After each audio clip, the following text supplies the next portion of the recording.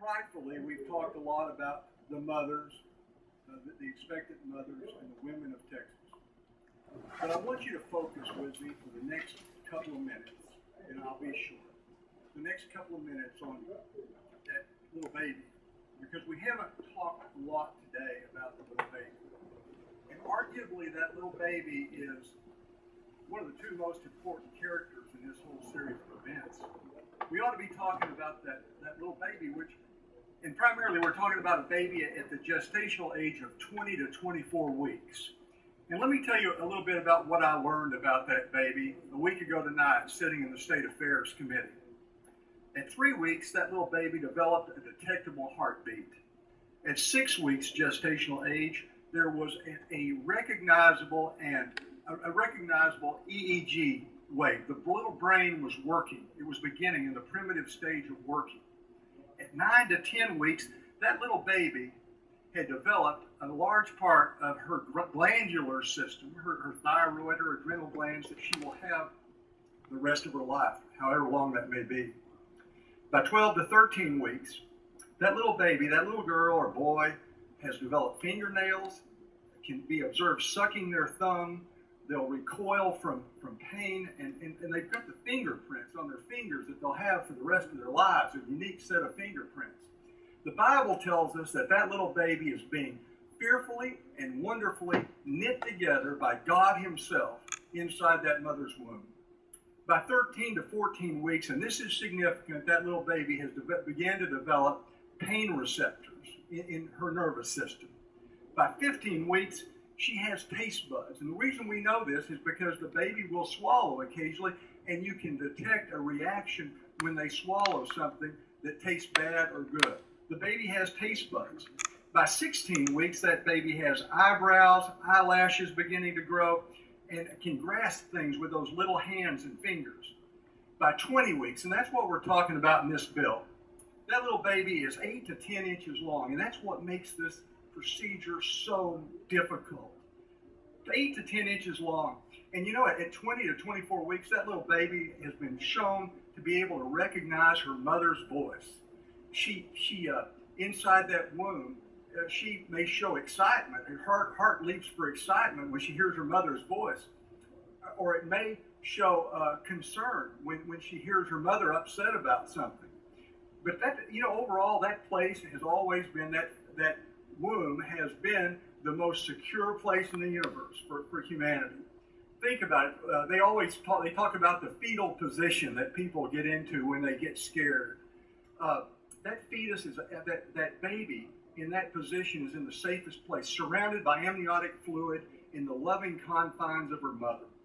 And that's what makes this procedure so bad. Let me just tell you that last week at the meeting, I was talking to the physician who was representing the American Congress of OBGYNs. And I asked him, how do they abort babies at that age, at that gestational age? And he said, normally it is the D&E method. That stands for dilation and extraction. Dilation means they dilate the cervix. Extraction means they extract the baby from the mother's womb. I asked him to describe the procedure. He's the physician who was testifying against the bill. And I asked him to describe the procedure, and after a moment he said, it's just too gruesome. I don't want to describe it. And so he either couldn't or wouldn't describe it in front of the committee. So I did some research, and I want to tell you a couple of things about that gruesome procedure.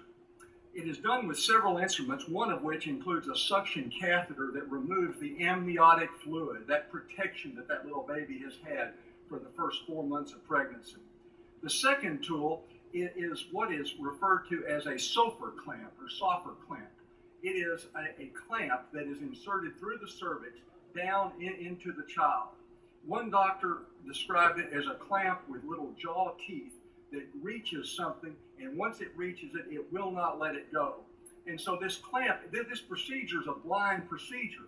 That doctor doesn't know where he's going with that. Sometimes it punctures the wall of the uterus. But what he's going for is for that baby with this jaw, this clamp, and he grabs pieces of that little baby and pulls the pieces out. That's how the baby's life is terminated. And it is not unusual to see little legs come out, little hands come out. Members, I don't want to talk about this. I'm not enjoying this discussion. I know you're not either, but it's what we're talking about in this bill. It's what we're here for. And so you have the sulfur clamp that pulls out this little piece of baby, flesh by flesh, and then you have what's called a curette, which is a hook that's used to scrape the rest of the uterus to remove the rest of the remains. It's a blind procedure as these body parts come out. The doctor generally makes about $600 for 15 minutes of work. And the victim of this procedure is always, if the abortion is successful, the victim is failed. Secondly, the victim is always innocent. She hadn't done anything to anybody. And third, she's always defenseless. Have you ever been in a defenseless situation? That baby is absolutely defenseless. It's one of the most barbaric, when you think about it, the most barbaric, brutal, and painful exercises that one man inflicts on another. We would never do that to another human being. What have we become? What has led us to this point where we have human on human violence that is that barbaric? I'm sorry to talk about it, but that's what this is about. How can we tolerate, much less defend, this practice? You know, last week, or this past week, I ran across a quote from President Johnson back during the Civil Rights Movement, and it just hit me. It said, President Johnson said, "The vote is the most powerful instrument ever devised by man for breaking down injustice." And members, I would say that this abortion at any stage, but at 20 to 24 weeks, is probably one of the greatest injustices that's ever faced humankind.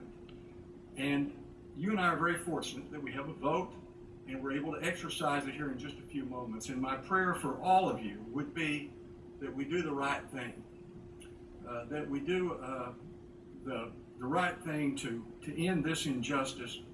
You know, I've been here almost 30 years, and the privilege that I have to vote for this bill, which I plan on doing in a few moments, is one of the greatest privileges, maybe probably the greatest privilege that I've ever experienced here in the Texas legislature, and it's something that I'll be proud about for pretty much the rest of my life. Thank you all very much.